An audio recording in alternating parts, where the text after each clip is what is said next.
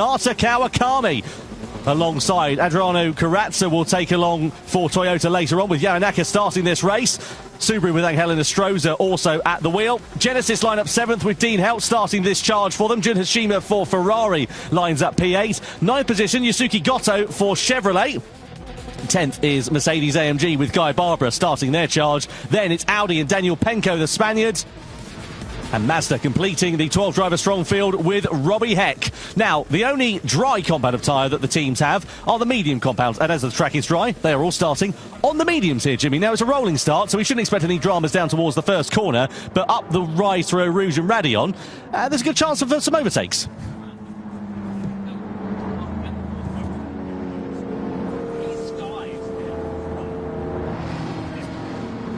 It's dark and foreboding here at Spa at the moment. You can see the grey skies. I mean, I think we know what's coming at some point, but when do our drivers, what do you do with that strategy? All starting on mediums for now. Honda leading the way here at Spa for the grand final. Will they still be there come the end of the race? Well, who is going to be crowned as the Manufacturers' Cup champion of the 2024 season? We're about to find out in 20 laps as the grand final here in Amsterdam gets underway. Honda leading the field across the timeline. We are ready to go racing for one more time this season and crown our world champions here at Spa. Honda lead the field down towards the first corner, and already a flash of rain looks like it's beginning to start in these early stages. BMW, Porsche, Lexus leading them down towards the first turn. Out of La Source, up through Eau Rouge and Raidillon, and on the run to the Kemmel Straight and into Les Combes is where we'll see the slipstream coming into effect. And of course, for Nebatane, the man who's leading the charge, he does not have that hole being punched in the air in front of him, so he may be under a bit of pressure in the early stages. You can already see a little bit of water on the racing line on the circuit, so let's see how this one works out. Here come BMW against Honda. Up the Kemmel Straight we go into Les Combes, and Suzuki takes over the lead in the early stages at the front. Yeah, I mean, easy there. Porsche also looking at the inside. Big lunge there by Team Porsche, knocking Honda off, returning the favour.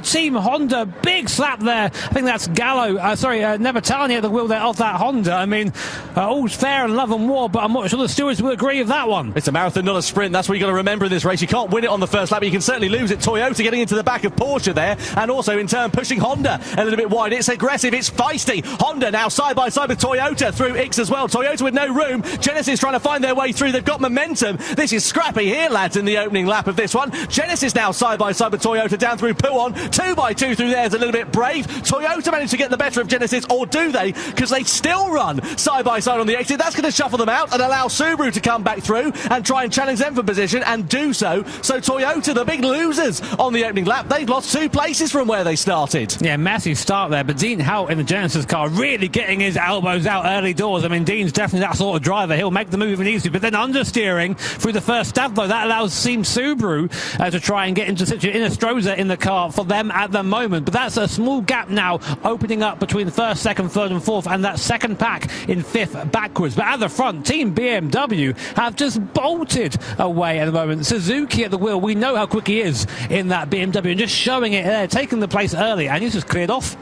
So Honda, not a particularly brilliant start to their race. Let's have a look at what happened here with this overtake then down into Les Combes. On the outside here of BMW now, Honda, keep an eye out for Porsche behind, because they're going to come through stage right. Brilliant start to their race. Let's have a look at what happened here with this overtake then down into Les Combes. On the outside here of BMW now, Honda, keep an eye out for Porsche behind, because they're going to come through stage right. Up the inside they go. Pushes Honda a little bit wide. They go off to the runoff, returning the favour. Porsche get muscled out there as well, and like candy from a baby, Lexus go through and up into second as well. I think the move from Porsche is a little bit optimistic. I mean, you've got to go for it, of course, but then that rejoin from the Honda, I don't know if it's because they just hit a bit of AstroTurf and the car didn't grip, but it looked like it just slid sideways onto the back of the course and collecting Porsche on the way through. So, I mean, sometimes I think the stewards just go, well, listen, you're as bad as each other, deal with it, and then no further action. But I've not even seen them investigating yet, so...